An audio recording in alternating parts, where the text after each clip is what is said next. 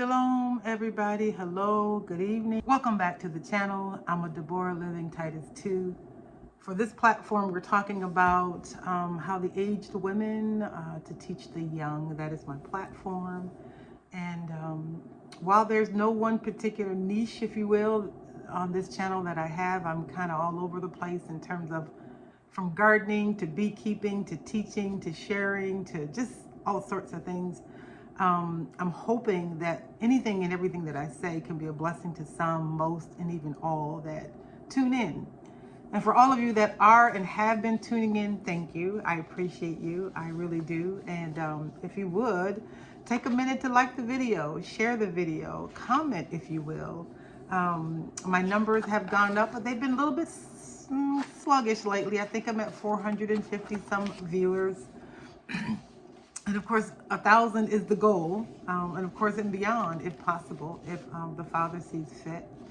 But it would be so helpful if you would share and if you would ask your friends to subscribe, because monetization is a real thing. It's a real thing. So if we can get a few more people to chime in and to subscribe to the channel, that'd be great. Again, for those of you who are here, we appreciate you and thank you for coming back. So this is part 3. This is the last part of section that I'm going to be talking about single women, what to do while you're waiting to be married. We've done a couple other videos, and I'll try to link them in the description box or maybe in the card clip. I'm not quite sure how to do that, but I'll try and figure that out, how to have you go back and watch the other 2 videos if you have not seen those already.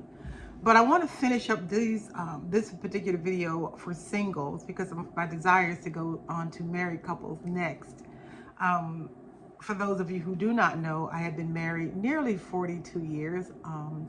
February 26th, this month, will be 42 years for my husband and I. We've been married. We have 3 adult children, and they are also married, and we're grateful for that. We have 4 beautiful grandchildren from this union, and that's it. We have 3 children together, 4 beautiful grandchildren together, 42 years of marriage, and it has not been perfect, but we're here and we're grateful. And hopefully it's something that we say will resonate, will help those who may be waiting to get married. Some of those things that no one ever taught me, no one ever shared with me, but I'm hoping that I'll be able to share some insight and a little bit of wisdom that maybe help you think and kind of make you, just kind of think and put some things in perspective before you do go down that aisle, if you will. So we left off last time just sharing about the Willie Lynch letter, and I read some excerpts from that book, and I won't go into that book today, but I want to finish off from the lesson that I taught in Kentucky actually it was in December. So I'm going to try and wrap this up. And I'm just going to kind of try and read from my notes because I really want to get through this for you so that I can move forward on with the next segment, which, as I said, we'll be talking about marriage and all that it encompasses, or try to, encapsulate as much as I can. So here are some of the things. It's going to be a few different things that I'm just going to itemize and share, and then we'll be done. While we are waiting, what are some of the things that we can do while we're waiting, and what do you bring to the table other than sex and a paycheck? Remember back on the day Arsenio Hall show? I'm dating myself again, but the Arsenio Hall show, he used to do something when he would ask a question. He'd go, what are you going to be doing while you're waiting? That's the question, Selah. So here's just a few things, again, that you can possibly think about and maybe even implement while you're waiting on that right guy, Mr. Bo, to come, or Boaz, to come knocking on your door. Or should I say, knocking at your heart. So cultivate your character. Read some books, some self-help books. Books on homeschooling, if you choose to homeschool your children. When you do have children, will you be doing that? Learning what curriculums you want to maybe go with. Those are all things to be learning while you're waiting for Mr. Right and to have children. Learn a skill, something that you can find with your hands to do, so there's not a lot of idle time. Learning how to sew or to bake, learning how to garden or how to make jewelry, different things like that. Just maybe knitting or crocheting or whatever you may like to do with your hands. Find something that's creative that keeps your mind occupied, and you're not wasting time doing nothing, maybe on social media, or maybe watching a lot of TV, or maybe on the phone gossiping, or maybe going from house to house, just wasting time. Build up yourself, your self-worth, and learn some things so that you'll be ahead of the game when Mr. Right comes knocking, right? We're just talking about tangible things. We're just superficial things at this point. I think we brought out in the last time some more substantial things that you can do. But right now I'm just talking about some superficial things just to keep you busy, to keep you moving, keep you learning, and to also keep you growing. Okay? Learn to be disciplined. Okay? Have some self-control. We don't have to say everything that comes out of our mouth or say everything that we think. Having self-control is also one of the gifts of the Spirit. Okay? So that we learn how to manage ourselves. We don't want anybody to manage us, so learn to manage yourself. And these are times that you can learn how to do that. Being control of your thoughts, clearing your mind from clutter that means nothing, that has nothing to do with anything, it has nothing to do with you growing, that has nothing to do with your potential mate, has nothing to do with you self-developing yourself. Clear your mind from a lot of unnecessary clutter, and then you can think more clearly. You can be literally be more sober-minded. Okay? 2 Corinthians 10:5, casting down imaginations and every high thought that exalts itself against the knowledge of the Most High, and bringing into captivity every thought to the obedience of Hamashiach, who's the Messiah, our Savior. Might want to take up learning how to be a midwife. If you're going to be ever living in a communal setting, perhaps, and you want to do that, that may not be a bad thought. Excuse me while I move this camera. That may not be a bad idea to learn how to go into midwifery. If you're going to be in a community setting, they're going to need someone in that community to learn how to deliver babies. I know there's several women that we fellowship with that teaches class on how to be a doula. My own daughter-in-law is studying to be a doula. She is already a lactation consultant and has her own business called, I want to say, life coaching or tree life coaching or something like that. She lives in other states. I'm not completely sure of the actual name of it, but she's an amazing young lady, and just always hands-on. She's got 4 children, and she nursed all of her children. I nursed all of my children. But nevertheless, back to the subject, learning how to be a midwife is just one of those things that you can do, and it'll be very beneficial. And guess what? It may be even lucrative if you decide to use it as an income. People pay for you to help them bring their children into this world naturally. So that's just something else to think about. I already talked about learning how to bake and cook from scratch, and those are some of the things that I'm sure your family will appreciate if you learn how to not give them all that processed food. We talked about that in the last video, about how so much of this processed food is actually not good for us. Moderation is key. I mean, we may not be able to get away from it 100% of the time, but you know, how can you get away from it most of the time, especially if you're home, a stay-at-home wife. Even if you're not a stay-at-home wife, there's ways that you can probably get around cooking homemade. Crock pot, it's a real thing. They still do exist. Okay, learn how to read some labels. You know, I remember when I came into our awakening and understanding that certain foods are not good for us according to Leviticus, foods that are clean and unclean, and we have a clean diet in our eating. Reading labels is so important. It is so important. And if you are married and you have children and you're at the grocery store, it is hard to read labels when you got a baby who's hungry, because it'll be harder if you have children on you that's hungry and ready to eat, and you know it's time to go home, and you're trying to read labels because you're not sure what's in there. Labels change periodically. What's labeled as pork may not say pork. It may say glycerin. It may say listine. It may say a myriad of different things. But just knowing what these things are, and knowing that you should, you know, stay away from those things is good to know. But you got to read the labels. I remember a sister years ago, if it was something on the label that she was not sure about, because you know there'd be some pretty long words. Unless you're a scientist, you don't know what some of this stuff is. But she would actually call the companies and ask, what is this particular product? What's in that product? And a lot of times there would be pork, and she would know not to buy that. Now that's a lot of extra work, but she had the time. So while you have time, ladies that are single, take a minute to go up and down the aisles, take a minute to learn what some of these things are, and you'll be a help to somebody else as well down the road who may not know this information. I will put in this shameless plug now. It's not even a shameless plug because it's not even my work, but there's a organization called the Israel of God. It's an Israelite community, and they have a clean food list. If you go to their website and look for their clean food list, they've already done a lot of the work for us. I mean, it's immaculate. It's hard trying to print it, but if you can print it out, they would be a huge resource for you and save you some work. Again, that's Israel of God, to their website, looking for their clean list. So learning how to read food labels. How about learning how to balance your checkbook? I know a lot of us don't even use checks anymore. I still do.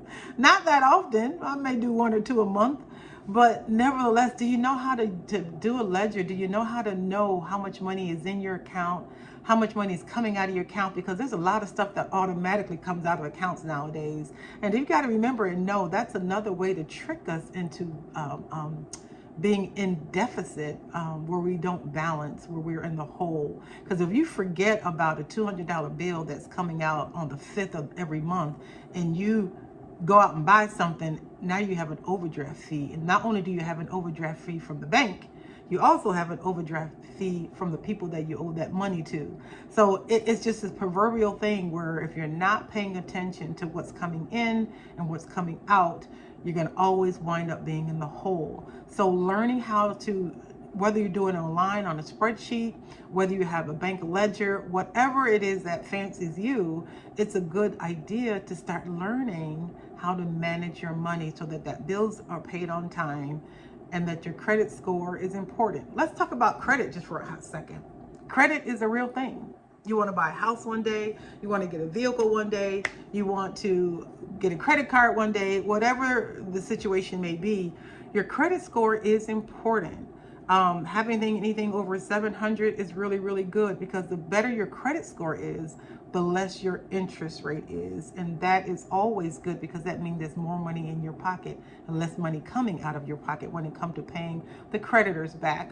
So learning how the credit works when you are trying to buy something big, home, car, those types of things. Let's stay on credit for just a hot second. Credit card debt. Oh my gosh. Right out of high school, right out of college, they be bombarding you. Get this credit card, get that credit card. And some of us do. Some of us have them. Most of us probably do.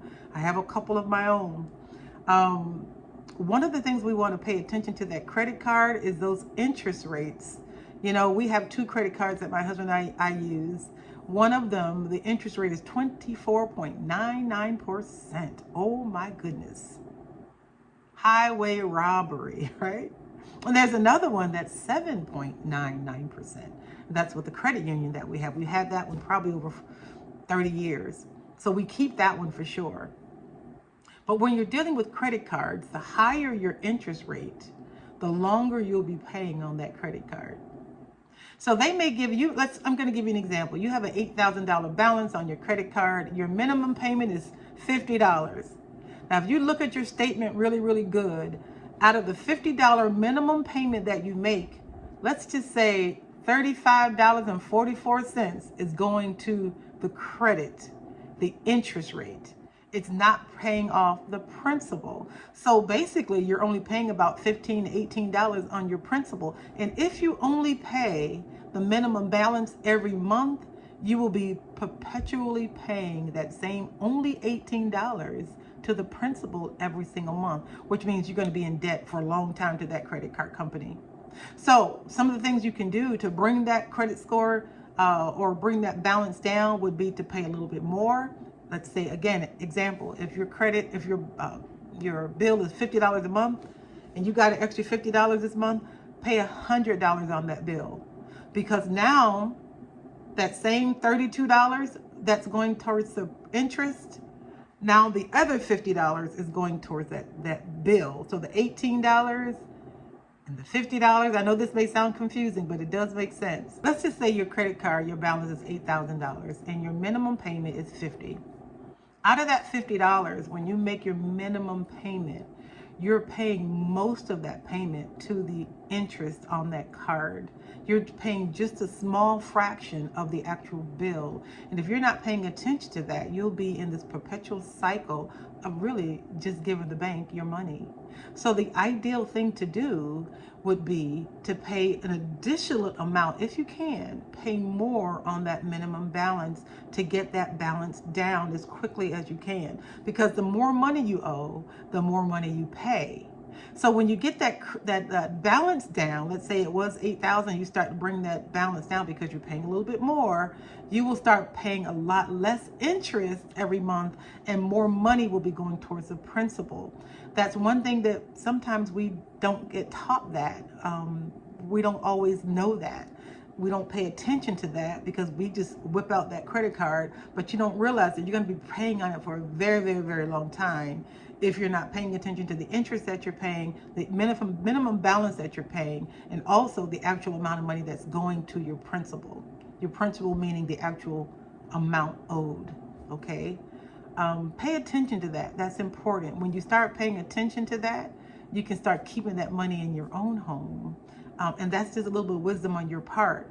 Save you some money, okay? That's just a little bit about credit. I know I kind of went on a tangent right there, but learn about the interest and the credit cards. And these creditors, they smart. They're very savvy because they are all about getting your money. They're in business. They're out to make money, and they're making money by giving you a minimum balance. That's all you have to pay. And we think, that's all I got to pay? So you think. You'll never get that bill paid off. You could have an $8,000 balance and pay it for the next 20 years. If you're not paying attention, well, maybe 20 years may be a little far-fetched, but nevertheless, it's a long time. And you don't want to be in that kind of debt for a long period of time. So pay attention to that, okay? Make sure your relationship with your family members and your friends are intact. If there's things that you need to take care of, from old friends, old wounds, all hurt, pain, things like that, try to nip those things before you bring that stuff into your relationship with your husband. I guarantee you these things travel with you if you don't take care of them early on, whether they're past relationships with other men that you may have had. Let's say there's even children that you have had outside of wedlock, or even maybe a previous marriage. You may want to try to figure out how to manage those relationships before going into another one. If there's hurt, pain, try to deal with that stuff, because bringing it into another relationship can be very detrimental. And before you know it, you're acting out and you're causing pain on someone who never did anything to you. He means you no harm. He means you nothing but good. But if there's a trigger, there's something that he may say or do that triggers something in you, then all of a sudden you're on attack mode. And you're gonna run him away. You're gonna be like, what's wrong with this woman? He doesn't know you're triggered by something because he may not know you well enough. So learn how to get some of that stuff that's been embedded and rooted in us. Try to get some of that stuff out before you start to get married, okay? Remove yourself from any toxic people. If you have negative people around you and surrounding you, you better believe it can corrupt you as well. There's a scripture that says in 1 Corinthians 15:33, be not misled.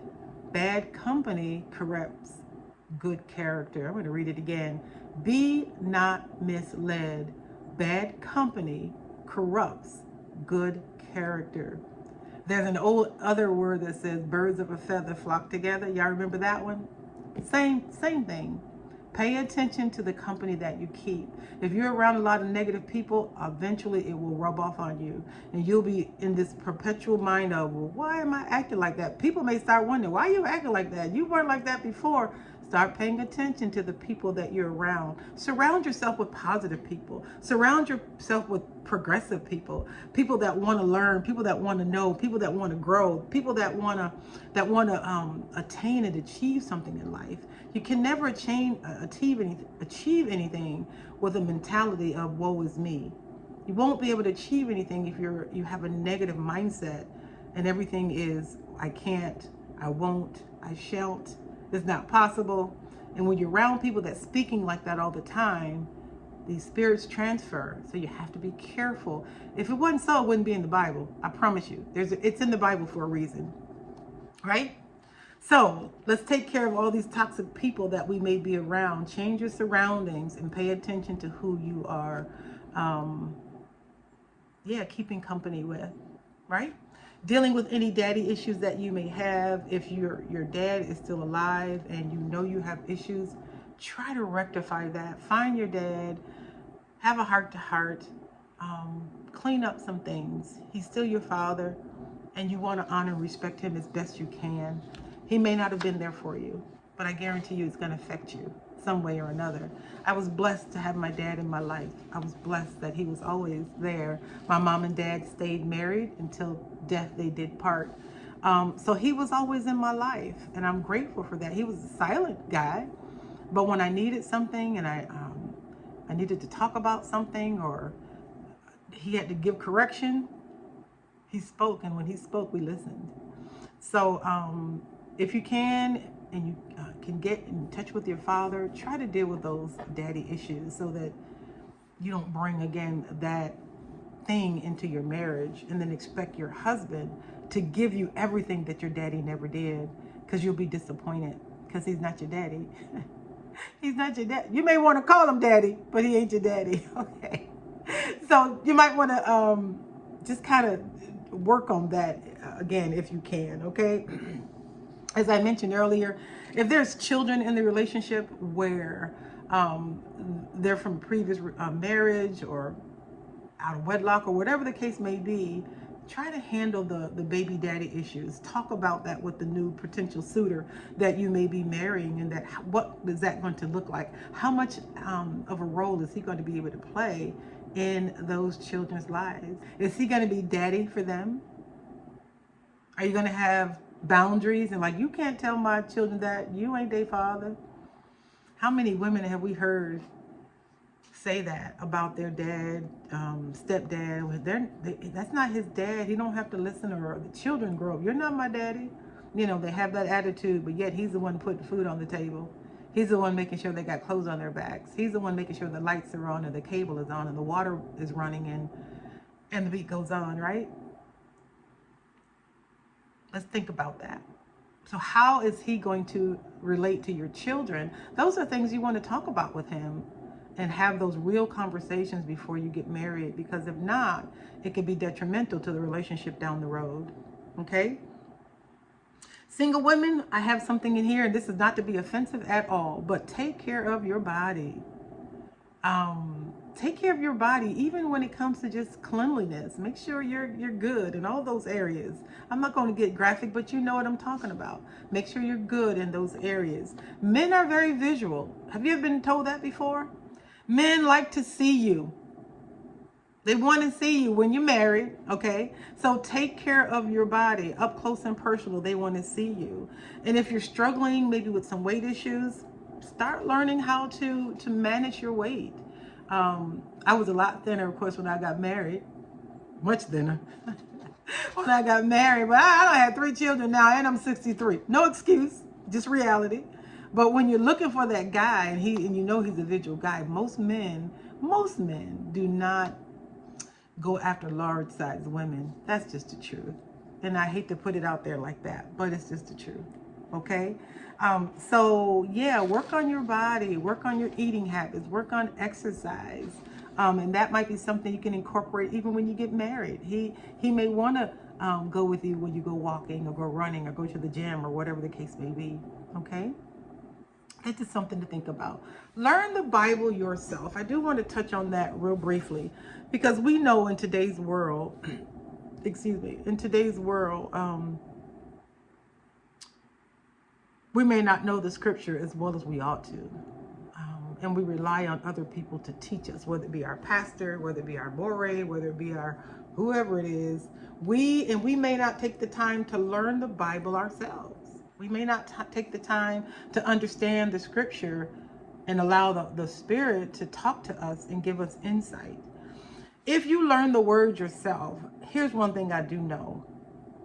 If somebody comes to you with something that is way out in left field, you're going to be able to fact check that yourself. You're going to be able to go to your scripture. You're going to be able to pray and ask the Father to give you interpretation of what that is really being said. So no more okie doke when it comes to somebody trying to pull something over you, trying to give you something that's not true, trying to tell you something that's true, because you will know better.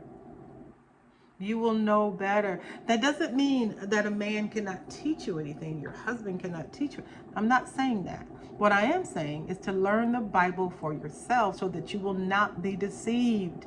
Because guess what? There's still wolves out there in sheep clothing. And some of them wearing fringes and seats. You better believe it. So learn this stuff for yourself, okay? Get into the word.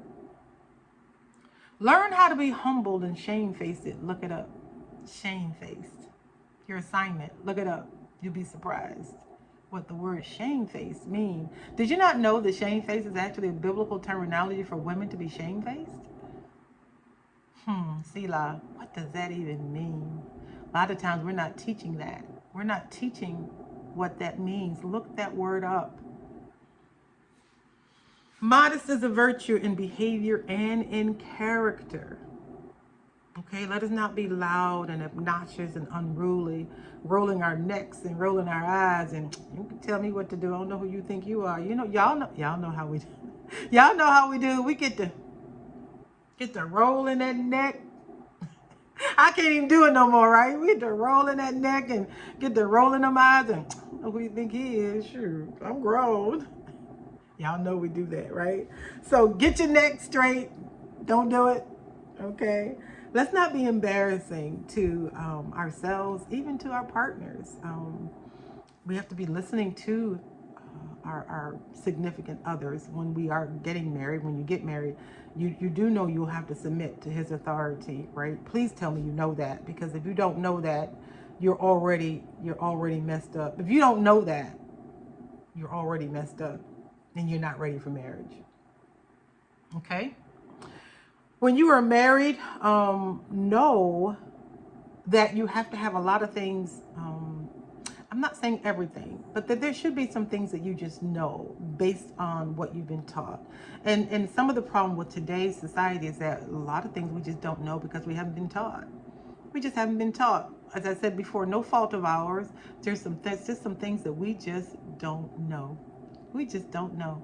So I'm hoping that as I move forward, that I'll be able to shed some light, insight, and be able to help in some areas. That's my goal. Who can find a virtuous woman? Because he's out there looking for her. He's looking. Are you that person? Do you exhibit that of a godly woman? Of one that he would be proud to have on his shoulder, on his arm. Yeah, even shoulder, because he's got to carry you. He got to carry you, girl. Metaphorically, he will be carrying you. Will he be proud to have you on his shoulder? Will he be proud to have you on his arm?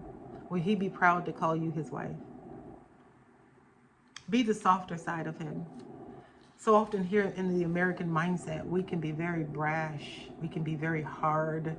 We can be very matter of fact and cold and sometimes even manly. Can I say that? Even manly. Let's try to be no, don't try. Be the softer side of your man. You know, be that delicate person where he can truly walk in his masculine energy and you can truly walk in your feminine energy. Be led by the Ruach. Try the Spirit by the Spirit.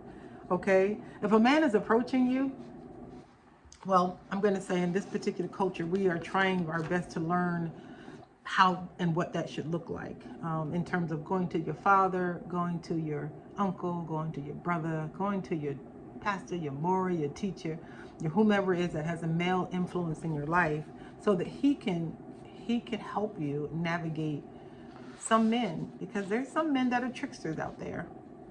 I said it. And we got to be careful. We got to be careful, especially if we are desperately looking or desperately waiting, or, and I hate to use that word desperate, but for some, we may be looking in all the wrong places. So anyway, have a man in your life, someone that you know you can trust, to help you vet out a potential suitor that may be coming to call upon you. Okay? Because he should be trying to find a wife, not a plaything. He should be trying to find someone that is going to be his potential mate for the rest of his life, the rest of your life. That's what he should be doing. And if he's coming any other way, he's going to be wasting your time. He's going to be wasting your time. Okay? One of the other things that we can do is, let me see here. I'm going to look at my, oh yeah, I wanted to just say that know that he's going to come with some faults, because you have faults. We all do. He's not going to be perfect. None of us are. None of us are. And he's going to have issues. And if you can be patient and work with him, because he's hopefully going to be able to work with you, then you'll be able to grow and have a really beautiful, righteous relationship. Okay? Learn what it means to respect a man. What does that look like? Oh my gosh. And guess what? In this society, we ain't seen many examples of it. We just haven't. Can you follow his lead even if you don't agree with him? Just things to think about. How does it make you feel knowing that you have to be obedient to a man that's not your father? Will you be able to fully trust in him in all that he says and do?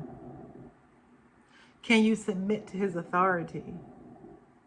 If you felt any kind of kickback and like, oh, if you felt any kind of thing in your heart and your spirit about, I don't know about that, you're probably not ready to get married, because there's going to be trouble.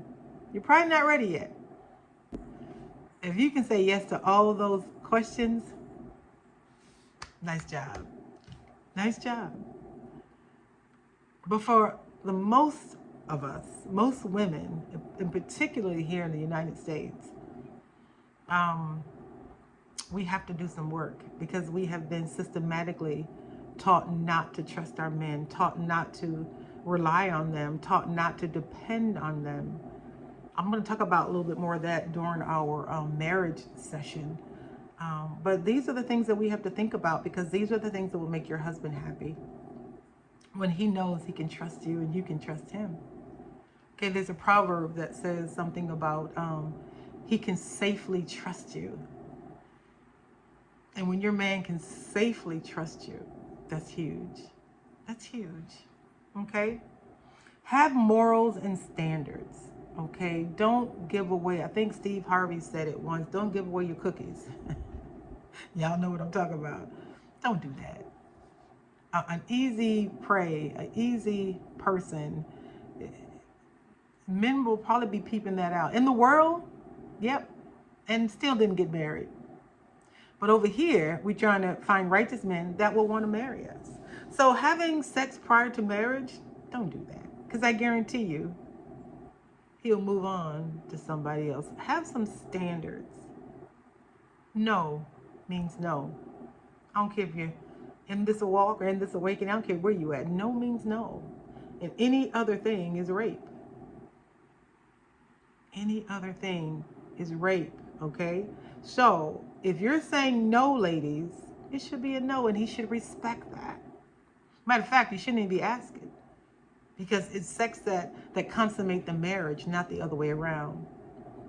Okay? You get married and then you have sex and it consummates the marriage. The sex before marriage doesn't consummate the marriage. Does that make sense? You got to get married first and then consummate. At least that's how our ancestors did it. They would have big parties and They would have witnesses, and they have ketubas, and they have agreements and covenants and things like that. The families all got involved. Then there'd be a ceremony. Then there was a consummation. There's an order to everything that we do. Okay? So I'm going to read a couple scriptures and then I'm going to be done with this. In 1 Corinthians 7, chapter 1 and 2. Now for the matters you wrote about, it is good for a man not to have sexual relations with a woman. But since sexual immorality is occurring, each man should have sexual relations with his own wife, and each woman with her own husband. 1 Corinthians 6:18 through 20. Flee from sexual immorality.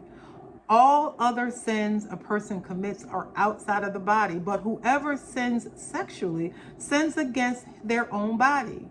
Do you not know that your bodies are the temple of the Holy Spirit of the Ruach HaKodesh, who is in you, whom you have received from Yah, Abba Yah? You are not your own. You were bought with the price. The blood of the Messiah has bought you. Okay? Therefore, honor Abba with your bodies, because you're doing him a disservice. You're doing him injustice when you do things that sins against your body, because he said the body is still his. And while you're married to him, as a single woman, you're married to him. Don't do anything that would be in violation to the Most High. James 1:12 through 15. Blessed is the one who perseveres under trial, because having stood the test, that person will receive a crown of life that is of Yah, that Yah has promised to those who love him. When tempted, no one should say that the Father has tempted me, for the Father cannot be tempted by evil, nor does he tempt anyone. But each person is tempted when he is dragged away by their own evil desire and enticed. Then, after desire has conceived, it brings forth sin. And then sin, when it is fully grown, brings forth death. For the wages of sin is death. So let us not sin against our bodies. Okay? I'm going to read one more. Colossians 3:5 through 10. Put to death, therefore, whatsoever belongs to your earthly nature: sexual immorality, impurity, lust, evil desires, and greed, which is idolatry. Whew, that's a big one. Wow. Because of these things, the wrath of Abba is coming. You used to walk in these ways in the life you once lived, but now you must also rid yourself of all such things as these: anger, rage, malice, slander, and filthy language from your lips. Do not lie to each other. Since you have been taken off of your old self with its practices, you have put on a new self, which is renewed in knowledge in the image of the Creator. Okay? Old things have gone. We are new creatures. Old things have gone. So we no longer think the way we used to think, do the things we used to do. We have a new mindset. We have been, our minds have been renewed. At least they should be renewed. The way we used to think in the world, we should not be thinking that way. The way we used to think in any other religion, if you will, or any other sect or group or organization. If it doesn't line up with Torah, if it doesn't line up with the word, let's renew our mind. Get the old skin, the old wineskin, and put on some new wineskin, so that when the Most High pours into you, it won't burst out of us, and then it be not fruitful for us, be no good. That was it. I hope in these 3 videos that I have been able to share about what to do while you can wait, while you're waiting to get married, give you a little bit of insight on some things you can do. I hope. Some of it may not pertain to you at all. And some of it may be like, I need to work on that. If there's anything in these videos that have helped you, I'm glad, because this is what it's all about. Just helping, sharing, and encouraging and motivating us to all do better. That's what it's all about. Again, I hope you share the video. I hope you like the video. I hope you subscribed if you haven't already subscribed. Maybe send it to a friend that you know that's single, that maybe needs some help in some areas that maybe they're just not sure about. So yeah, share the video and I'd appreciate it.